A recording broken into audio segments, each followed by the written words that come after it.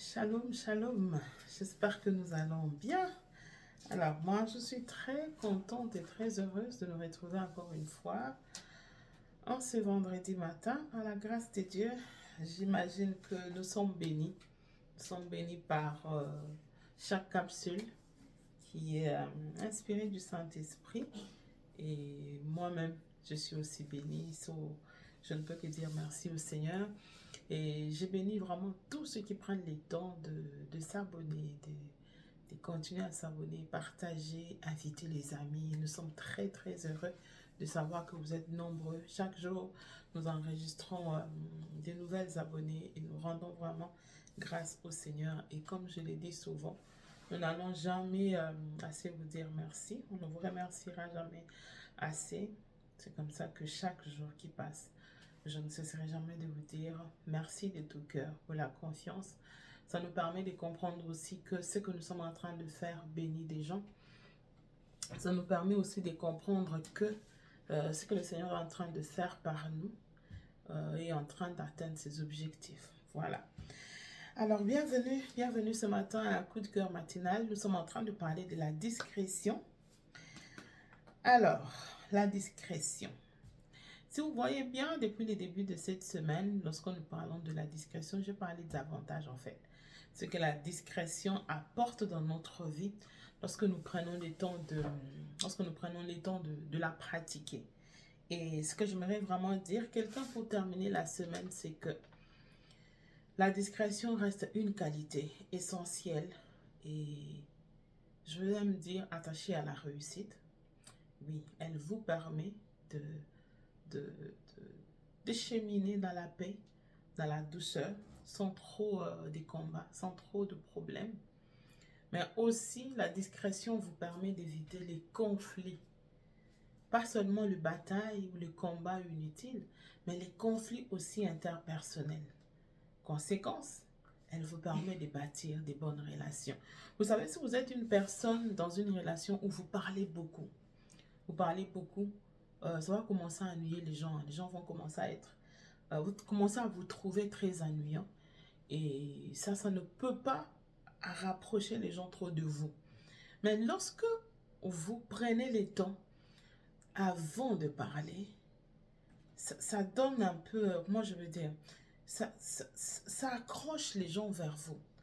Donc ne soyez pas quelqu'un qui parle trop vite. Je suis déjà en train de donner mon point d'aujourd'hui, c'est-à-dire lorsqu'on pratique la discrétion nous donne un profil, je vais dire charismatique, un profil de sagesse, un profil mystérieux.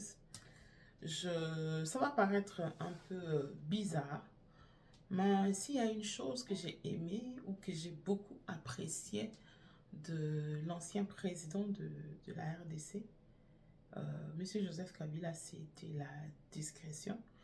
Oh, j'ai jamais vu un homme aussi discret. Très, très discret. Et je peux même dire son épouse. Comme on dit souvent, le mariage, on s'influence. Mais je pense qu'il a fait preuve d'une telle discrétion que pour connaître ce qui est sur sa vie, c'est très compliqué. Et cette discrétion l'a suivi, ce qui faisait qu'il dégageait quelque chose. Il dégage un certain charisme. Mais si vous êtes quelqu'un qui parlait à tout ce que la discrétion en soi, vous rend un peu quelqu'un très réservé. Quelqu'un qui prend les temps avant de parler. Quelqu'un qui a tendance à se cacher un peu, à cacher ses exploits, cacher ses compétences, à ne pas trop parler de vous, surtout quand ce n'est pas nécessaire. Vous n'êtes pas en train de faire les jobs, les interviews de travail partout où vous passez. Tout le monde, vos amis, en famille et tout, réseaux sociaux. Il n'y a personne qui est là en train de chercher quelqu'un, en train de chercher à vous employer pour que vous puissiez tout le temps décliner votre CV, votre résumé et tout ce qui va avec. Du coup, une personne qui pratique la discrétion va avoir tendance à se cacher. Il laisse les autres les découvrir.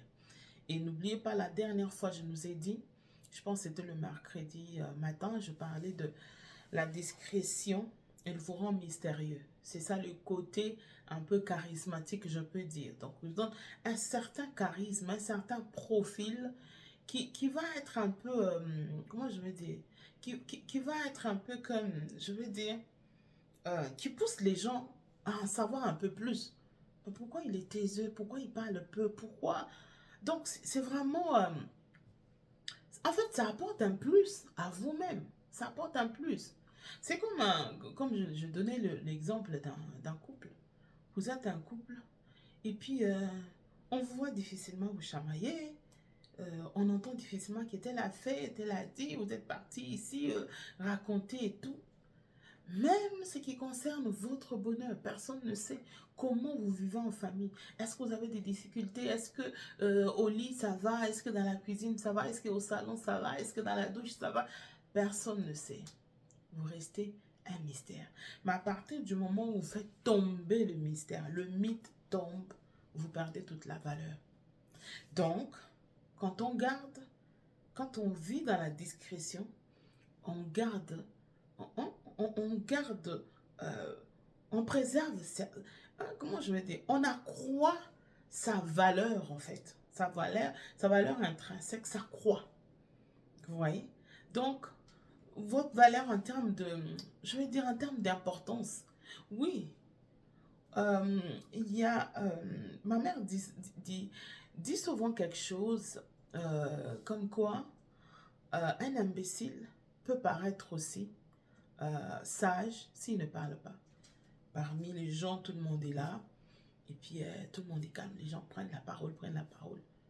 Un imbécile, s'il garde son silence pendant toute la soirée, tous les regards tournera vers l'imbécile.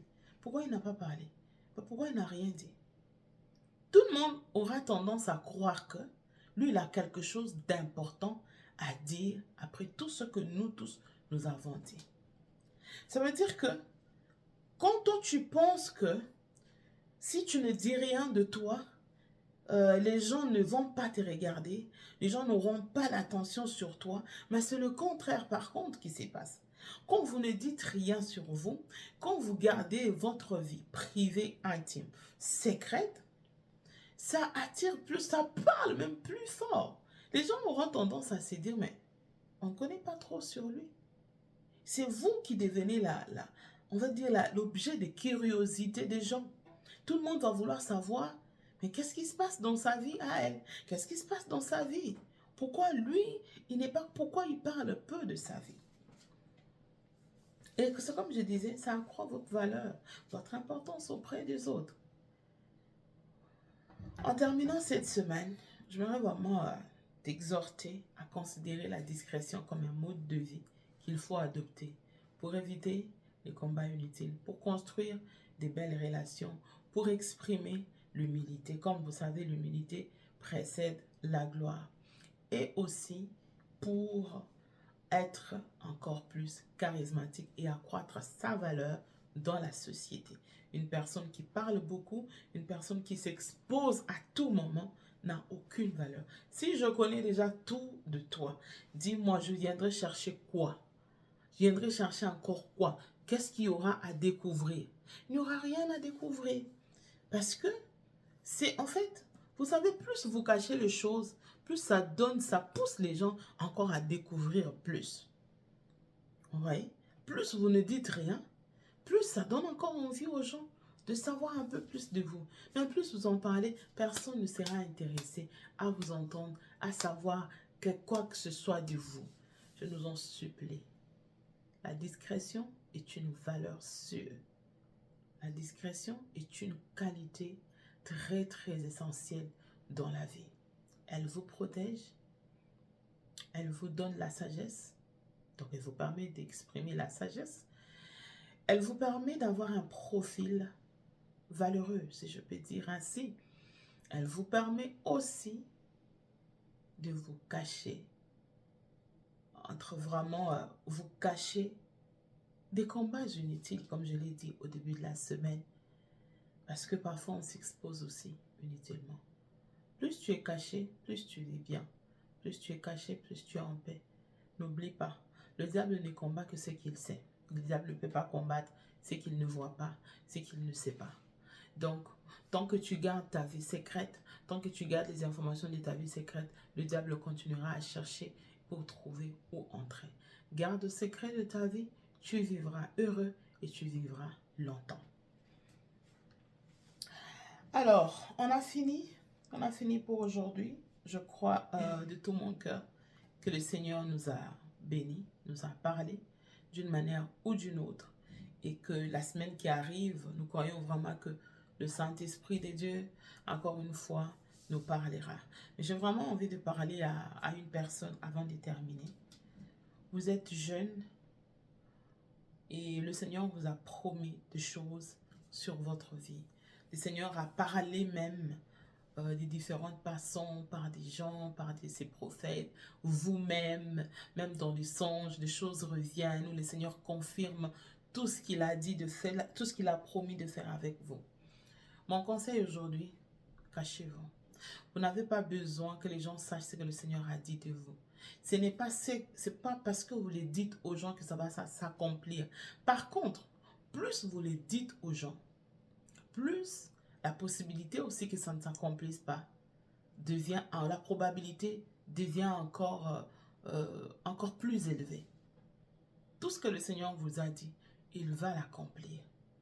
Mais il faut que vous puissiez coopérer. Et parmi ces choses, il y a la discrétion qui est très, très, très essentielle. Lorsque le Seigneur a parlé à David, lorsque le Seigneur a parlé à Samuel, que j'ai choisi David, la Bible dit que l'Esprit du Seigneur a quitté Saül pour aller sur David. Et le Seigneur a commencé à opérer avec David.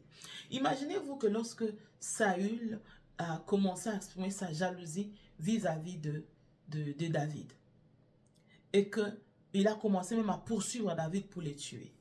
Imaginez-vous que David se mette à dire aux gens, « Ah, d'ailleurs, moi, on m'a déjà oint pour être roi. C'est moi qui vais remplacer Saül. » Vous imaginez un peu comment ça allait être les choses? Je me souviens encore même, il est allé chez Nabal, là où il s'était réfugié pendant un moment. La Bible dit qu'il a travaillé là-bas et tout, voilà, tous les travaux qu'il a fait. Et Nabal s'est permis d'attaquer David. Nous savons tous comment la femme de Nabal a utilisé une haute sagesse teintée de discrétion pour sauver son mari. Mais mon point n'est pas celui-là de la femme de Nabal, mais mon point est celui de voir comment est-ce que David serait... À aucun moment David n'est dit, parce que moi je suis roi, tu ne devais pas faire ceci, tu ne devais pas me dire ceci. Je ne l'ai pas vu mettre en avant ou faire savoir aux gens qu'il était déjà roi, qu'il était déjà choisi du Seigneur. Ça m'a beaucoup touché. Imaginez-vous, j'ai vu des gens, il a déjà juste l'ordonnance où il a la parole du roi, du président de la République, qu'il va être nommé directeur, ministre, voilà, et tout ce qui va avec. J'ai vu des gens crier, parler déjà, dire aux gens, oh oui, moi, demain, les ordonnances, lois qui seront lues, je serai parmi les gens qui seront nommés. D'ailleurs, je viens de parler avec le président de la République. Et il est heureux de partager comme ça. Ça, c'est ce qui nous tue souvent. Alors, j'aimerais dire à un jeune, peu importe ce que le Seigneur t'a dit, cache-le. Cache-le, cache-le.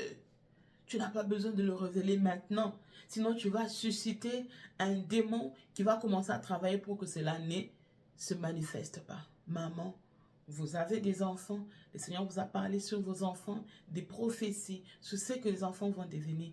C'est à vous. Ça ne sert à rien d'en parler aux gens parce que ce n'est pas encore arrivé.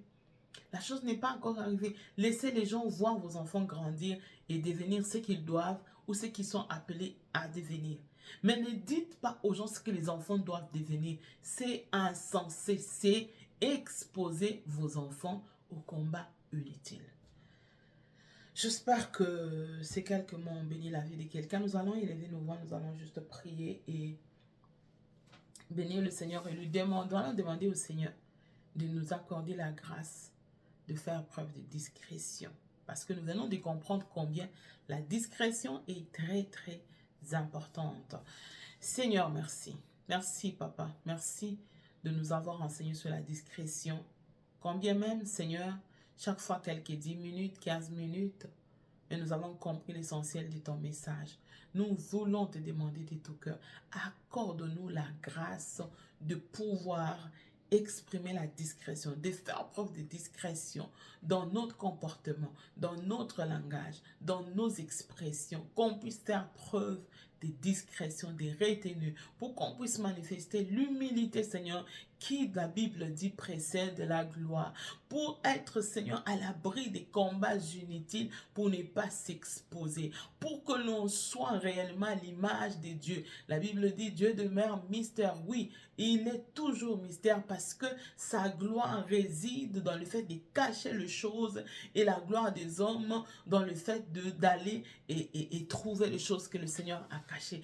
Les seigneurs la grandeur de Dieu est dans le fait qu'il garde certaines choses cachées pour lui. Certains se posent des questions sur avant que le Seigneur ne puisse créer le ciel et la terre. Avant, lorsque le ciel, il y avait les tohu-bohu partout, qu'est-ce qui s'est passé? C'est un mystère qui fait de Dieu Dieu, qui fait de Dieu Dieu, que personne d'autre ne peut accéder. Seigneur, nous voulons par ta grâce obtenir cette grâce, Seigneur, de pouvoir être ces hommes et ces femmes mystérieux que le diable n'arrivera pas à comprendre ni à déceler, afin qu'on puisse manifester ta gloire dans tous les domaines de notre vie. Merci Saint-Esprit de Dieu, dans le nom puissant de Jésus. Amen. Que le Seigneur nous bénisse. On se retrouve le lundi prochain par la grâce du Seigneur. Que le Seigneur nous bénisse.